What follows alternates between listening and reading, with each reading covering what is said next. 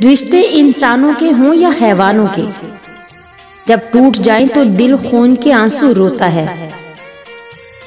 जिसने आपको ऊपर चढ़ने में मदद की है उसको तोड़ने की कभी कोशिश मत करना, क्योंकि वापसी उतरने में तुम्हें उसकी सख्त जरूरत होगी।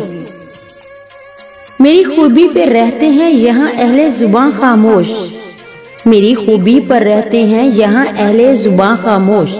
मेरे ऐबों का चर्चा हो तो गूंगे बोल पड़ते हैं। किसी की जात पर तोहमत लगाने से पहले अपने दामन पर लगे निशान नहीं भूलना चाहिए। आंसू बहुत कमाल की चीज होते हैं, आंसू बहुत कमाल की चीज होते हैं, देखने में बहुत शफाफ नजर आते हैं। हालांकि पता नहीं कितना मैल, कितना खोट, कितना पछतावा अपने साथ बहा के ले जा रहे होते हैं।